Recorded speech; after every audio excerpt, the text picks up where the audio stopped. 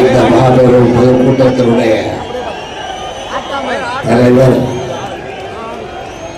கோவை தென்றல் என்னுடைய அருமை தம்பி கோவை ராமநாதன் அவர்களே, வரவேற்புரையாற்றிய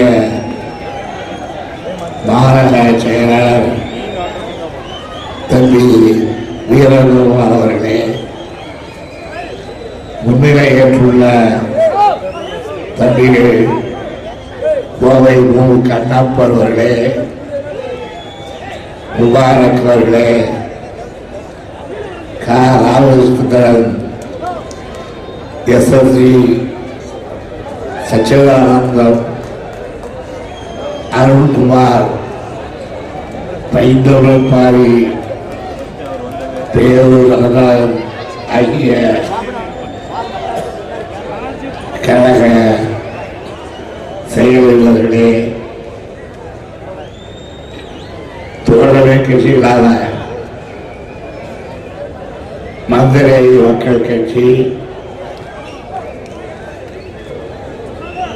பேராசிரியர் ஜவஹர்லால் எம்எல்ஏ, தமிழ்நாடு தேசிய லீக் திருப்பூர் அல்தான் உழவர் உழைப்பாளர் கட்சி, குரு செல்லமுத்து விடுதலை சிறுத்தைகள் கட்சியினுடைய சுசி கலையரசன், இந்திய யூனியன் முஸ்லிம் லீக் கட்சி சார்பிலே கலந்து கொண்டுள்ள திரு இப்ராஹிம், எஸ்டிபிஐ முஸ்தபா, ஏக்கத் அலிகான், விவசாய தொழிலாளர் கட்சி சார்பில் கலந்து கொண்டுள்ள திரு பாலகிருஷ்ணன், என்னுடைய அருமை தம்பி கழகத்துடைய துணை பொதுச் செயலாளர் துரைமுருகன் ஆகிய அனைவருக்கும் என்னுடைய நல்வாழ்த்துக்களை தெரிவித்து, உள்ளதெல்லாம் உணர்ச்சி உலக அவர்ந்திருக்கின்ற என் உயிரினும் மேலான உங்களுக்கும் உங்களுடைய வாழ்த்துக்களை தெரிவித்து, இங்கே குழுமியிருக்கின்ற கடலூர்ந்த கூட்டத்தில் என்னுடைய கருத்துக்கள் சிலவற்றை எடுத்து வைக்க விரும்புகிறேன், எடுத்து வைக்க கடமைப்பட்டிருக்கின்றேன். எந்த உடல்நிலையோடு கோவைக்கு நான் வந்திருக்கிறேன் என்பதை நீங்கள் எல்லாம் மிக நன்றாக அறிவீர்கள். கடந்த சில வாரங்களாகவே மிகுந்த உடல்நலத்திலேயே சிரமப்பட்டுக் கொண்டிருக்கின்ற நான் இதையெல்லாம் திராவிட முன்னேற்ற கழகமும் அந்த கழகத்தை நம்பி தோழமை கட்சிகளாக எங்களோடு இணைந்திருக்கின்ற கட்சிகளின் காவலர்களும் வெற்றி பெற வேண்டும், அவர்களை எல்லாம் வெற்றி பெற செய்ய வேண்டும். அப்படி செய்வதற்கு உங்களுடைய அன்பும் ஆதரவும் நிரம்ப வேண்டும் என்று கேட்டுக்கொள்கின்ற வேண்டுகோளை விடுக்கின்ற கூட்டமாக நான் கருதி விரைவில் என்னுடைய வேண்டுகோளை இங்கே தெரிவித்து இடைவேளாமல் இருக்கின்றேன். கடந்த ஆண்டு காலமாகவே என் உடல் நலிவுற்று உள்ளதையும் அதன் காரணமாக நான் பல நிகழ்ச்சிகளை எல்லாம் ரத்து செய்தோம், ஒத்திவைத்தும் உங்களை எல்லாம் சந்திக்க முடியாத சங்கடத்திற்கு உள்ளானேன். சில ஆண்டுகளுக்கு முன்பு கோவையில் நடைபெற்ற தமிழ் மாநாடு, அந்த தமிழ் மாநாட்டில் உங்களிடத்திலே நான் வழங்கிய உறுதிகள், நீங்கள் இடத்திலே எதிர்பார்த்த கோரிக்கைகள், அவர்களை பற்றியெல்லாம் வாதிட விரிவாக பேசிட வந்து கூடிய புலவர் பெருமக்கள் உள்நாட்டிலே இருந்தோம் வெளிநாட்டிலே இருந்தோம் வந்த மூத்த தமிழறிஞர்கள் இவர்களெல்லாம்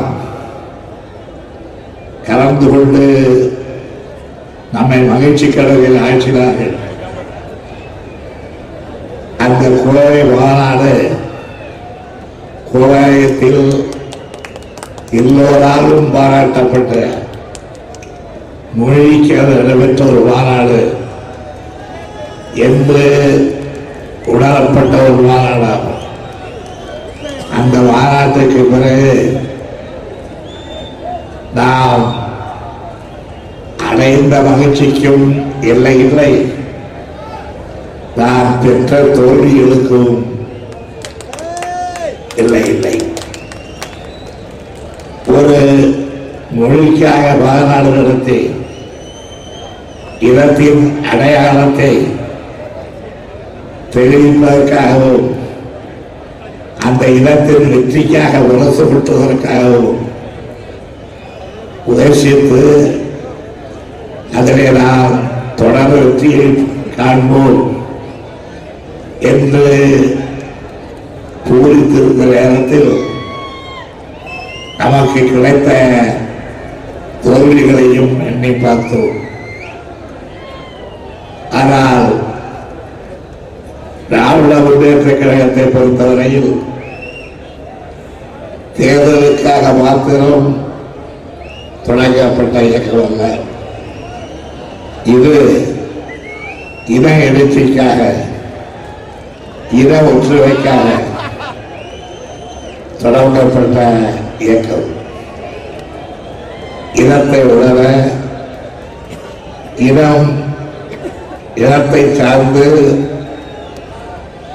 எழுச்சி பெற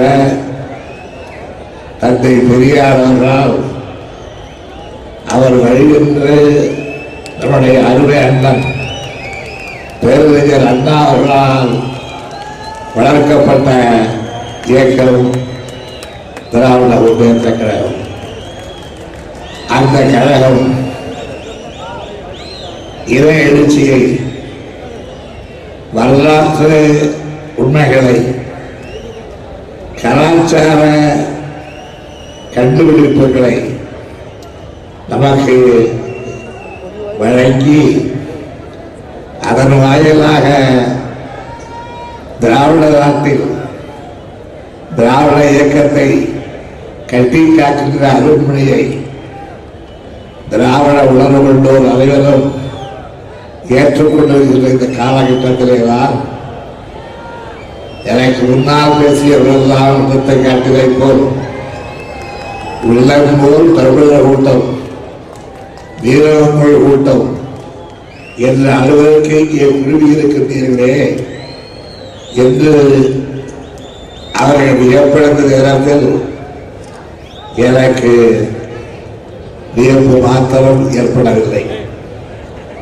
இவ்வளவு பெரிய கூட்டம்தான், இது பிரமாண்டமான கூட்டம்தான் செம்மொழி மாநாட்டில் ஏற்படக்கூடியது.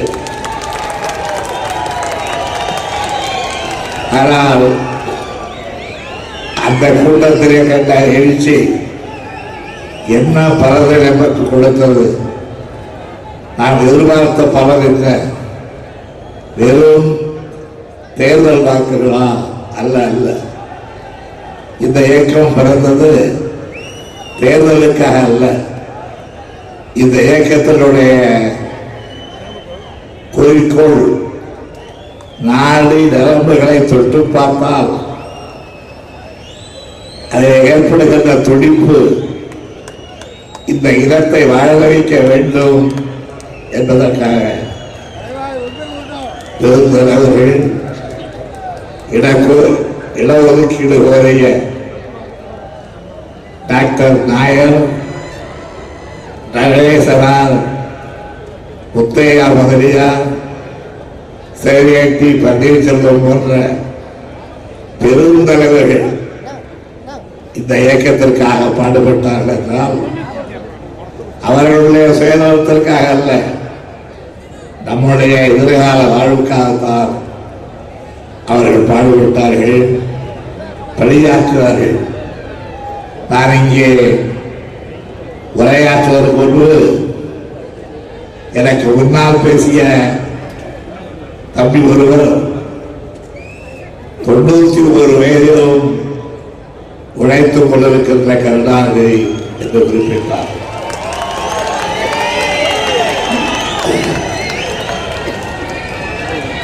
எனக்கு 91 வயது என்பதை வெளியிலே சொல்லிக் கொள்ள இருப்பதில்லை. என்னுடைய துணைவியாரை பக்கத்தில் எடுக்காத வைத்துக் கொண்டு என்னுடைய வயது 91 என்பதை உனக்கு சொல்வதிலே கொஞ்சம் கூச்சல் தான். ஆனால் 91 வயதில் தள்ளாடும் பருவத்தில் நான் இருந்தாலும் என்னுடைய மொழி தள்ளாடக்கூடாது.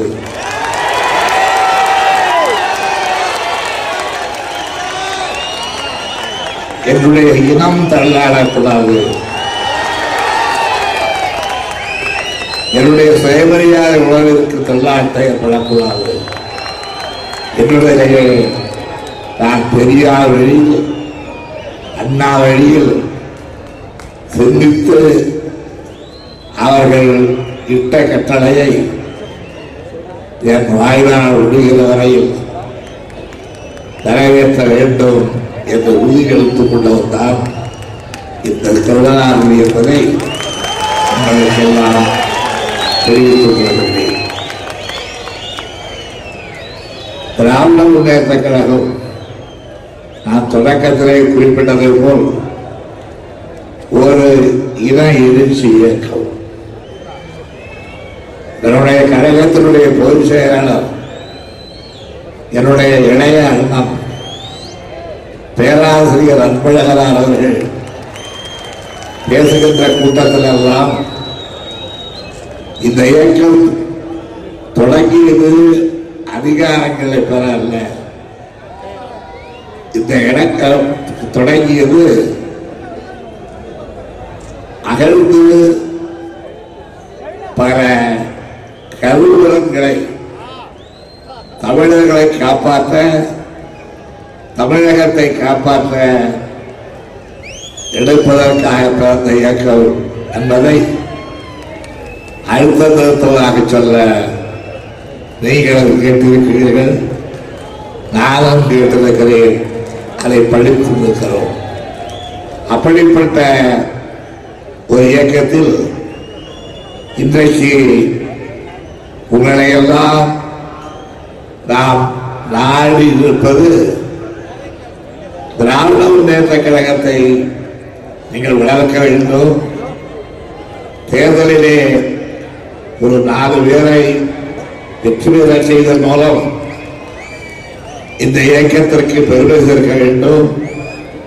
நாம் சுட்டி காட்டியவர்தான் இந்தியாவுடைய பிரதமராக ஆக வேண்டும் என்றெல்லாம் அந்த ஆசைகளை நிறைவேற்றிக் கொள்வதற்காக அல்ல, நாம் தமிழர் தன்மானத்தோடு வாழ வேண்டும். தமிழன் யாருக்கும் தகதாகக்கூடாது.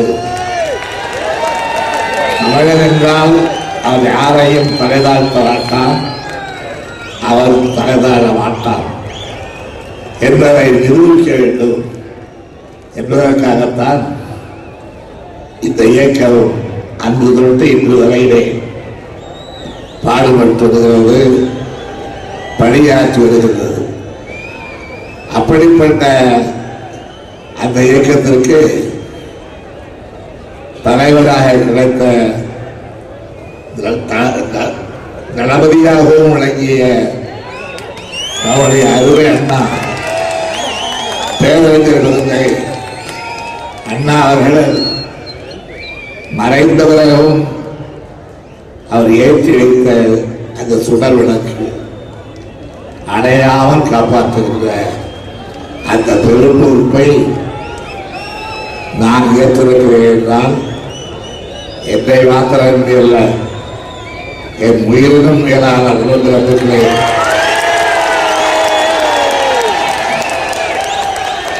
உங்களையெல்லாம் நம்பித்தான் அந்த பொறுப்பை ஏற்றிருக்கின்றேன். அப்படிப்பட்ட பொறுப்பை நிறைவேற்றுகின்ற ஒரு கட்டம், இந்த மக்களுக்கான ஒரு ஆட்சியை, நல்லாட்சியை தர வேண்டிய ஒரு கட்டம். அந்த கட்டத்தில் எந்த செலவும் இல்லாமல், எந்த தடவையும் இல்லாமல் பணியாற்றுகின்ற இந்த இயக்கத்தை பாதுகாக்கின்ற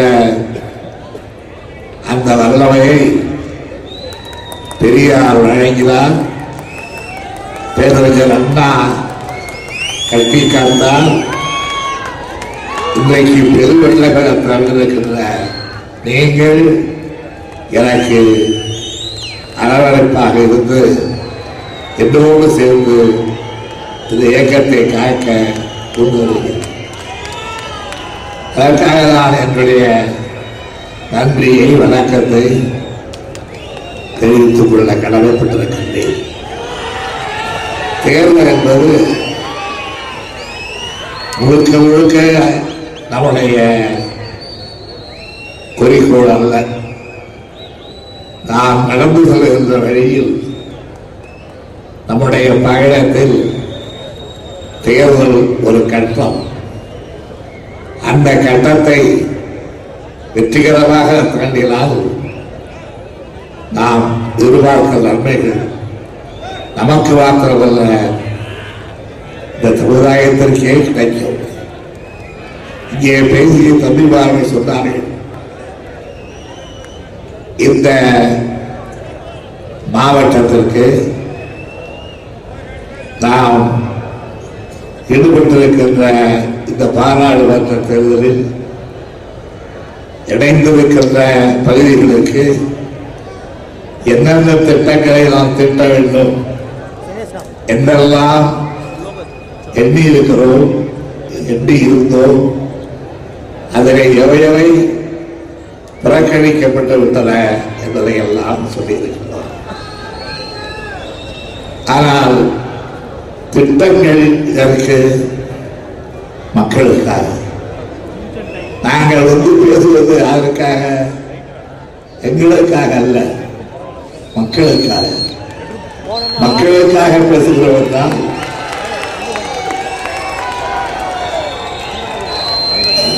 ஏழை எளியவர்களை, பாட்டாளி மக்களை இதுவரையிலே சட்டமன்றத்திலே தொடர்ந்து பணியாற்றி வருகின்றேன். என்னுடைய சட்டமன்ற பதவியின் வயது 75 தாண்டி. நான் 5 வரை உங்களால் தமிழகத்திற்கு முதலமைச்சராக போய் பேசுகிறோம். 6வது வரை போரால் போகலாம் போ என்று கிடைத்துவிட்டார் என்று ஒதுக்கிவிட்டீர்களோ அல்லது நானாகவே விரும்பி பெற்றுக் கொண்டீரோ, அந்த ஒழிப்பு இடைக்காலத்தில் எனக்கு கிடைத்தது. எப்பொழுது ஓய்வு எடுத்துக் கொள்வான் அந்த நேரம் பார்த்து இந்த மக்களை எல்லாம் மீண்டும் உங்களிடம் மறுபடியும் மண்ணுக்கு அதிக தரத்திற்கு உள்ளாக்கலாம் என்று கருதியவர்கள் அந்த காரியத்தை வெற்றிகரமாக செய்திருக்கின்றார்கள். அவர்கள் அவர்களுடைய மனப்போக்கை முறியடிக்க வேண்டும். உங்களுக்கெல்லாம் என்னையும் சேர்த்து சொல்லுகின்றேன், விடுதலை தாங்கித்தர வேண்டும். நாமெல்லாம் தமிழர்கள் என்ற அந்த உணர்வை பெற்றாக வேண்டும்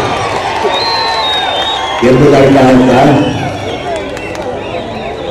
நான் இந்த இடமும் பாடுபட்டு வருகின்றேன். எனக்கு தெரியாது, ஒருவேளை இதிலே நான் கலந்து கொள்ளுகின்ற கடைசி தேர்தலாக கூட இருக்கலாம்.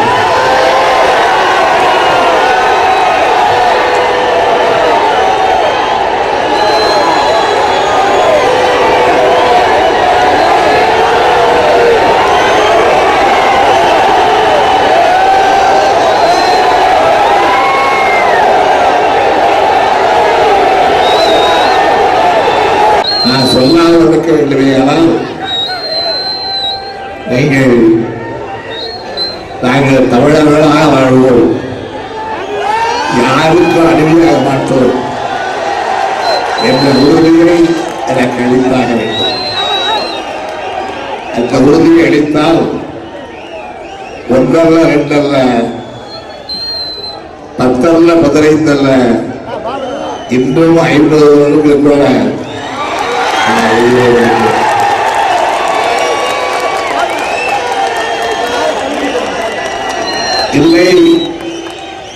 அடிமை தமிழ்நாட்டில் ஆணவம் ஒன்றோடு சேர்ந்து வாழ வேண்டிய நிலை ஏற்படுவீங்களால் அது வாழ்க்கையாக இருக்காது. ஆகவேதான் தமிழன் தமிழனாக வாழ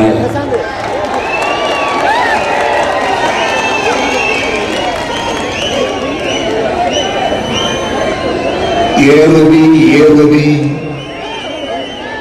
என்று வீரம் கொப்பளிக்கின்ற வார்த்தைகளால் நம்மை ஊக்கப்படுத்துவாரே புரட்சிக்கு வேண்டிய பாரதிதாசன். அந்த வார்த்தைகளுக்கு உயிரூட்டுகின்ற வகையிலே நாம் நடந்து கொள்ள வேண்டும். அப்படி நடந்து கொள்வது இங்கே உரையாற்றிய நம்முடைய மாற்றுக் கட்சி, மன்னிக்க வேண்டும், மாற்றுக் கட்சி அல்ல,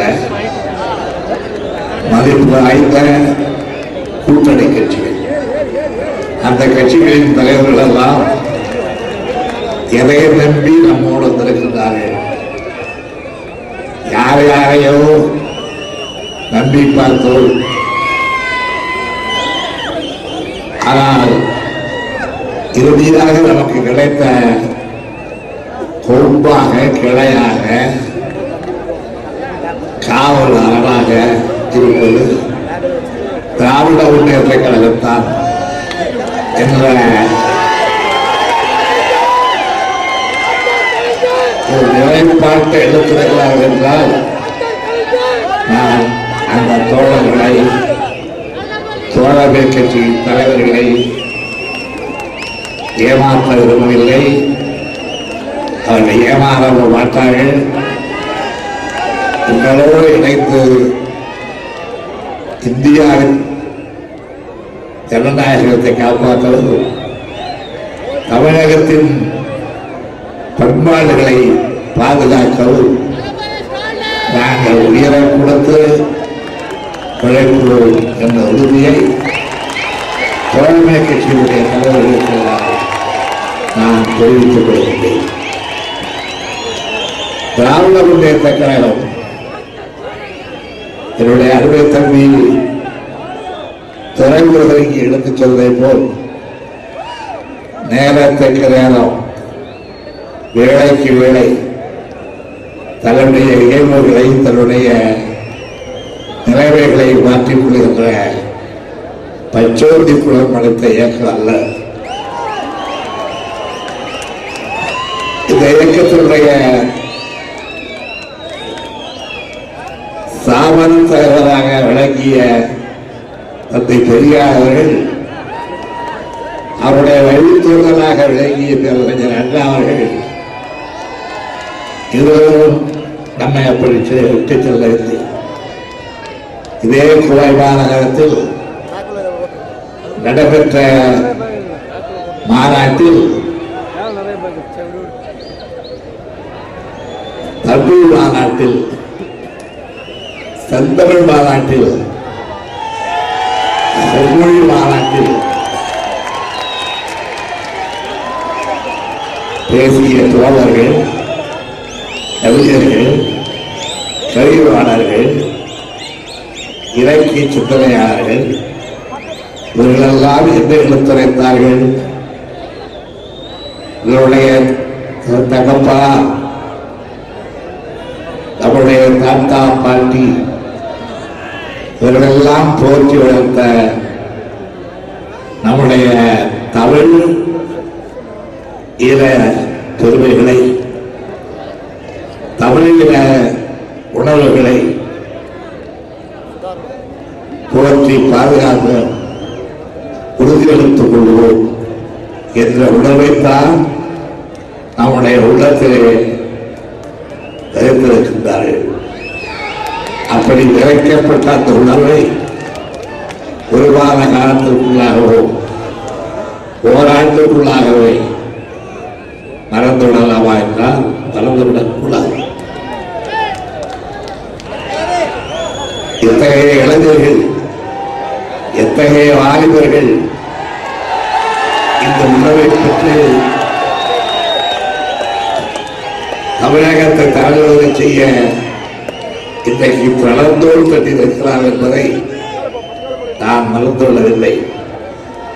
எனக்கு இருக்க நம்பிக்கை எல்லாம் அந்த இளைஞர்கள் தான்.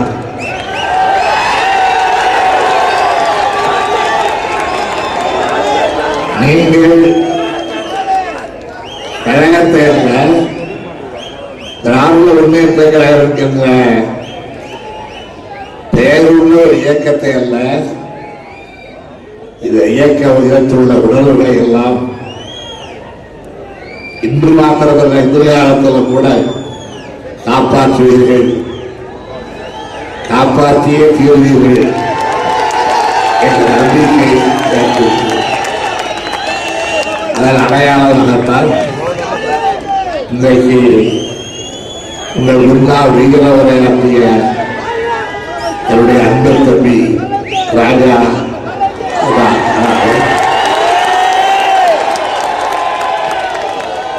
இன்னொரு தம்பி பொருளவு பழனிசாமியாளர்கள்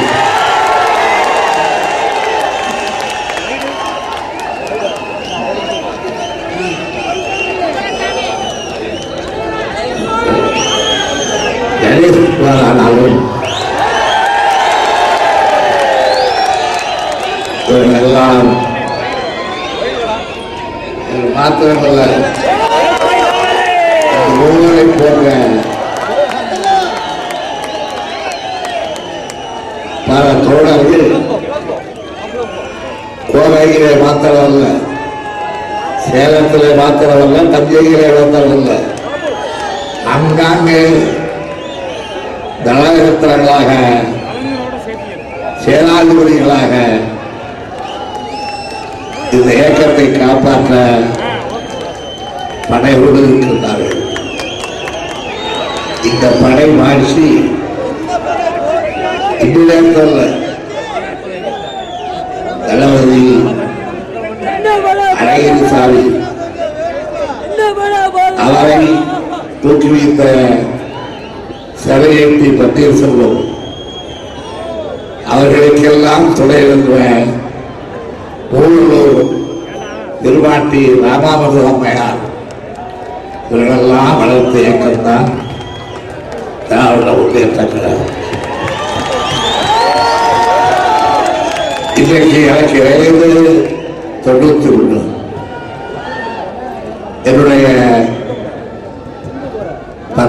வயதில் 11வது வயதில் ஒரு சோகம், அரசியல் சோகம். அதுதான் இந்தியாவின் ஆலோசனைக்காக லண்டன் மாநகருக்கு அனுப்பப்பட்ட திரு A.T. பன்னீர்செல்வத்தை ஓமான் கடல் விழுங்கிய சோகம். அந்த ஓமான் கடலை அன்றைக்கே செழித்து அன்றைக்கு ஓமான்களை ஆத்திரங்கள் பிழைக்க ஒரு கவிதை எழுதியிருந்தார். ஓமானே உரையற்றி அங்கள் எழுதுவத கண்டீர், ஓமான்கள ஆயிரத்தை வெற்றி விடுவோம் என்று அன்றைக்கே எழுதி எழுதினேன். இதை எப்பொழுது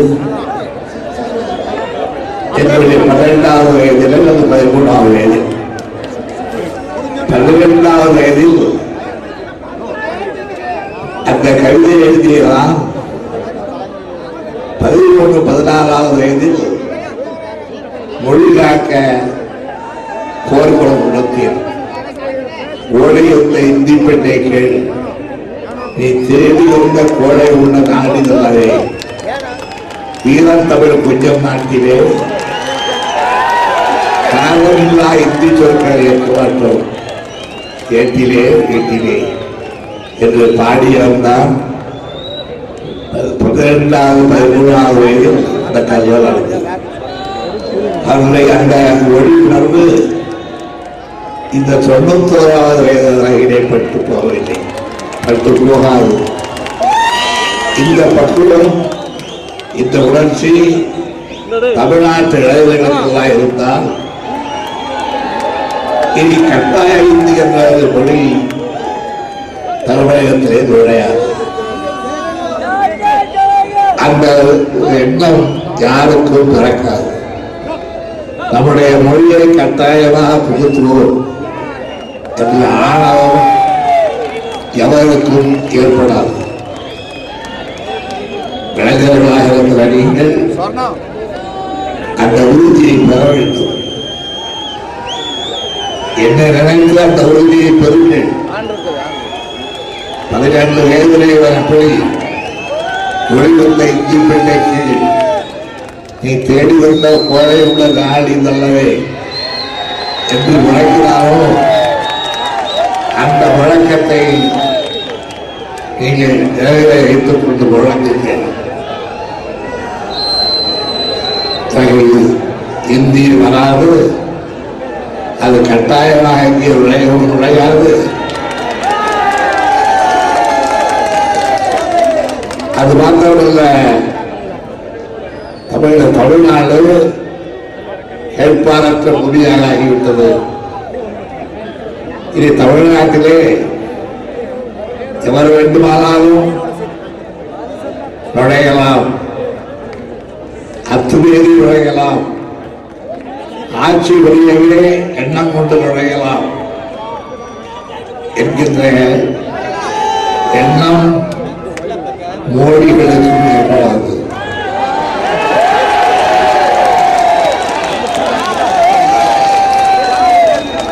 தமிழன் என்றொரு இனம் உண்டு, கல்வியே அவருக்கு குணம் உண்டு என்ற பழம் புலவர்களுடைய அந்த வார்த்தையை நாம் மறவாமல் பழியாற்றினால் மோடி அல்ல, யாரும் உள்ளே நுழைய முடியாது. நம்முடைய எதிர்ப்பால் ஒரு கோயிலே தான் நிற்க வேண்டும், மோடிகளுக்கு இங்கே வேலை இல்லை என்று நான் உரைக்க முடியும். இந்தியாவிலே ஏதோ திறந்த வீடு, யார் வேண்டுமானாலும் நுழையலாம் என்று தைரியம் வந்தால் இந்தியா சீர்குலைந்து போகும். இன்றைக்கு இந்தியாவுக்கு இருக்கிற சிறப்பை தமிழ்நாட்டினுடைய சிறப்பே நாம் கட்டி காத்த உழவர்கள் தான், நாம் கட்டி காத்த வீரன் தான், நாம் கட்டி காத்த உணவு உரிமைகள் தான். அதற்கு பங்கு ஏற்பட்டால் இந்த நாடு, இந்த தமிழ் நிலம் கட்டமைப்புகளுக்கே இடம் கொடுக்காது.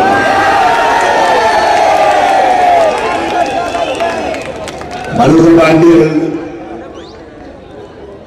நாங்கள் இங்கே கட்டவர்களுக்கு இடவில்லை, பொறித்தேவர்களுக்கு தான் இடம் என்று உரைத்து தமிழ்நாட்டிலேயே பொருட்பொழி உயர்த்தியவர்களாம்.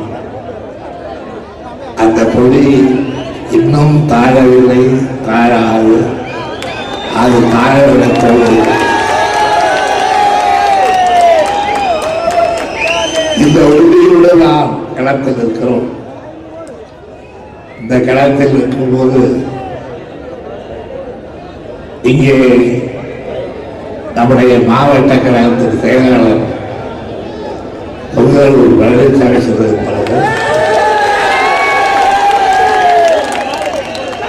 அல்லது கண்ணப்பன் சுட்டிக்காட்டியதை போலவும்,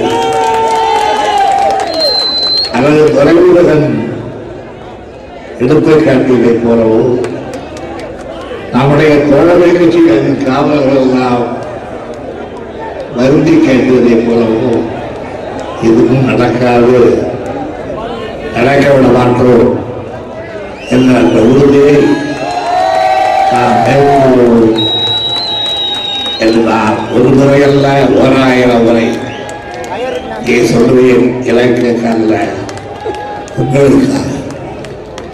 எதிர்காலத்தில் இந்த சமுதாயம் வாழ வேண்டும், தன்மானத்தோடு வாழ வேண்டும், செயல்முறையோடு வாழ வேண்டும் என்றால் இடையிலே வந்து வருகிற தேர்தல் அதை நிர்வகிக்காது, அதை அளந்து காட்டார். தேர்தலுக்கு வெறும் போகும். தேர்தலிலே தோற்காதவர்கள் யார்? தேர்தலிலே வெற்றி பெற்றவர்களெல்லாம் இந்த நாட்டை ஆண்டு பிடித்து விட்டார்களா? அவருடைய வெற்றிகளை இடைவிட்டார்களா? இல்லை. நாம் நம்மளுடைய வெற்றியை இடைவெளியா? மொத்த தமிழகமும் அதற்கான போர்த்தொகை எழுப்ப வேண்டும். மொத்த தமிழ் சமுதாயமும் அதற்கான எழுச்சியை பெற வேண்டும். அந்த எழுச்சியை பெறும் பொழுது கண்கெட்டு இதை செய்ய பொம்மலாட்டம் காட்டு ஏமாற்ற சில பேர் புறப்படக்கூடும். அப்படி புறப்படுகிறவர்களுக்கெல்லாம் விளம்பர வெளிச்சம் கூட தமிழ்நாட்டிலே ஏழுநிலை தயாராக இருக்கிறார். இன்றைக்கு இந்த மாவட்டத்திலே தமிழகத்திலே முதலமைச்சர் சுற்றுப்பயணங்கள் செய்து தான் ஏதோ பெரிய இயற்கை போல் இவர்கள்தான் தவறானவர்களைப் போலும் இடத்தை காட்டியிருக்கின்றார். ஒன்றை மாத்திரம் உங்களுக்கு புள்ளி விலத்தோடு சொல்லுகிறேன். நாம் எப்படிப்பட்ட முதலமைச்சரை பெற்றிருக்கிறோம் என்பதற்கு பெங்களூரில் நிலவுகின்ற சொத்து குவிப்பு வழக்கு அது ஒன்றே போதுமான உதாரணம்.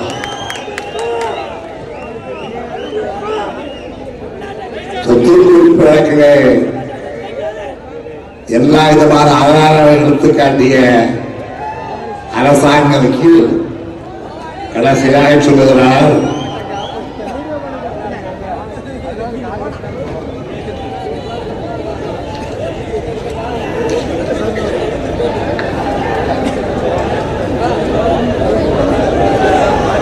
வக்கீல் பெயர் பவானி. பெயர் நீங்கள் மறக்க முடியாது. ஏனென்றால் பவானியார் பக்கத்தில் ஓடுவா. வழக்கறிஞருடைய பெயர் பவானி. அவர் சொல்லுகிறார், ஜெயலலிதாவுக்கு சென்னை அருகே ஆராஜாபாத்தில் 100 ஏக்கர், திருநாவூரில் 25 ஏக்கர் அளவில் ஒரு பங்களா, நீலாங்கரையில் 2 ஏக்கர் நிலம், கொடநாட்டில் 898 ஏக்கர், இங்கே 1 ஏக்கர் 5 கோடி ரூபாய் மதிப்பு. காஞ்சிபுரத்தில் 200 ஏக்கர், கன்னியாகுமரியில் மீனங்குளம், சிவராங்குளம், வெள்ளங்குளம் பகுதியில் 1190 ஏக்கர், தூத்துக்குடி மாவட்டம் ஸ்ரீவையில் உள்ள பகுதியில் 200 ஏக்கர், 30 எண்ணங்களில் பலவித மோட்டார் கார்கள், சக்கர்கள், ஹைதராபாத்தில் திராட்சை தோட்டம்,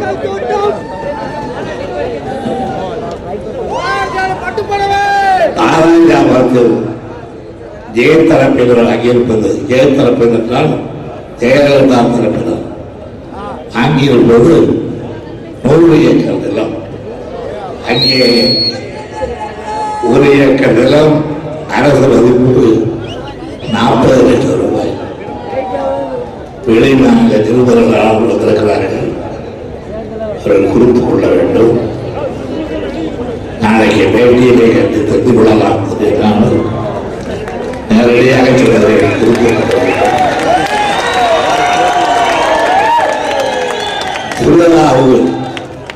திருநாவூரில் அம்மையார் வாங்கியிருப்பது 25.4 ஏக்கர். இங்கே 1 ஏக்கர் மதிப்பு 1.7 கோடி ரூபாய், சந்தை மதிப்பு 2 கோடி ரூபாய். நீலாங்கரையில் 1 ஏக்கர் நிலத்திற்கு கலந்து மதிப்பு 37 கோடி ரூபாய், சந்தை மதிப்பு 50 கோடி ரூபாய். இதெல்லாம் நாங்கள் இதெல்லாம் நீதிமன்றத்திலேயே அரசாங்க வக்கீல் எடுத்து வைத்த ஜெயலலிதாவுடைய சிறிய சொத்து.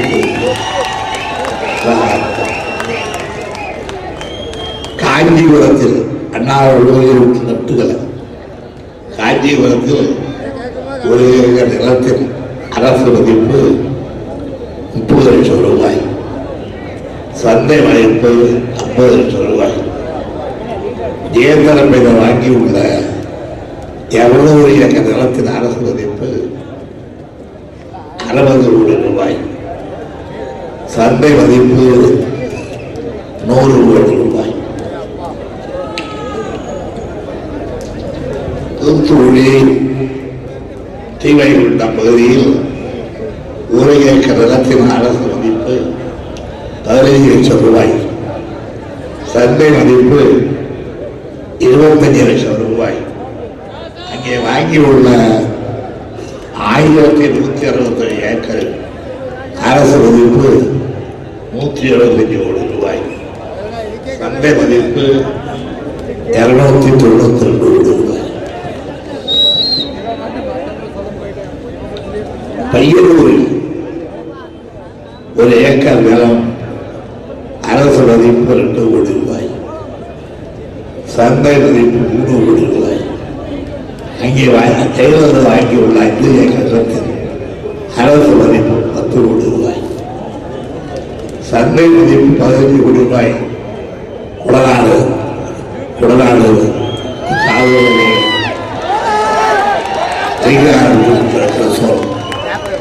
அந்த குடநாட்டில் 1 ஏக்கர் நிலத்தில் அரசு மதிப்பு 3 கோடி ரூபாய், சந்தை மதிப்பு 5 கோடி ரூபாய். அங்கே வாங்கியுள்ள ஜெயலலிதா வாங்கியுள்ள 898 ஏக்கர் நிலத்தில் அரசு மதிப்பு 2049 ரூபாய், சந்தை மதிப்பு 4500 ரூபாய்.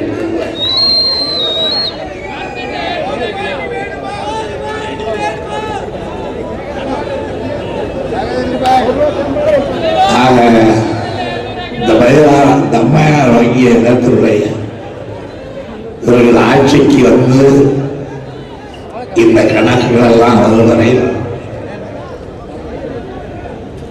வாங்கிய சொத்து மதிப்பு 5170 ரூபாய். எண்ணெயில் நகை, வைரம், கம்பெனிகளில் செய்த முதலீடுகள், அசைவு சொத்துக்களை கணக்கில் சேர்த்தால் மேலும் பல கோடி ரூபாய் வரும். இவ்வளவு சொத்துக்களுக்கு அதிபதி நான் ஏழை, நான் ஏதுமில்லாதவள் என்று அழகாக எழுச்சபோது இந்த நிலைக்கு என்ன காரணம்? தமிழன் தலையிலே மலையாக அழைக்கலாம் என்பதை தவிர வேறு என்ன காரணம்?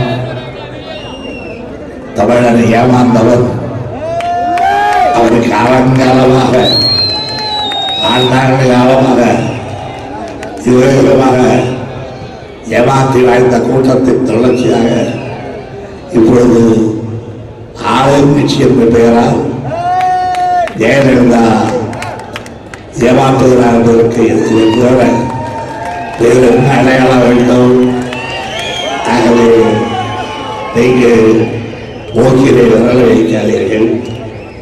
ஏ அப்பா, இவ்வளவு செலவா, இவ்வளவு பணமா, இவ்வளவு சொத்துக்களா என்று ஆச்சரியப்படாதீர்கள். இந்த தேர்தலிலும் அவர்கள் தப்பிக்க விடுகிறார்கள். இன்னும் பல கோடி ரூபாய் சொத்துக்களை அவர்கள் தமிழ்நாட்டிலே பெறுவார்கள், தமிழ்நாட்டில் சம்பாதிப்பார்கள். அதற்கெல்லாம் இடம் கொடுக்க வேண்டும், நாம் ஏமாற தயாராக இருக்க வேண்டும் என்று எண்ணினால் நீங்கள் இந்த தேர்தலில் 2 பேரும் இழக்கவும் எங்களை ஆதரிக்காமல் அவர்களையே ஆதரிக்கும். அப்போதுதான் தமிழ்நாடு ஜெயலலிதாவால் தொடர்ந்து சொல்லப்பட்டு புத்தகங்களாக ஆகும்.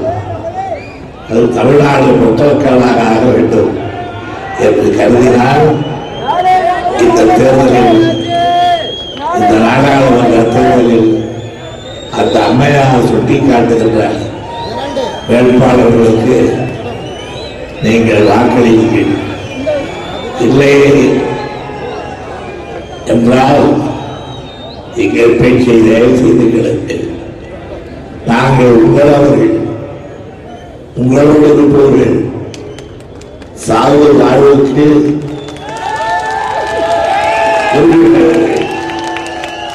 எனவே தங்களுடைய பேச்சு உதாசீனப்படுத்தினால், அலட்சியப்படுத்தினால் வந்ததை அனுபவியுங்கள் என்று சாபம் வேறு வழியில்லை. நீங்கள் இந்த சாபத்திற்கு ஆளாக மாற்றீர்கள். ஏனென்றால் எதிர்கால சந்ததியால் தன்னுடைய தமிழ் சந்ததியை வாழ வைக்க நிச்சயமாக முன்வருகின்ற நம்பிக்கையோடு உங்களை எல்லாம் நீண்ட காலத்துக்கு பிறகு சந்திக்கின்ற அரிய வாய்ப்புக்கு கிடைக்காத வாழ்த்துக்களை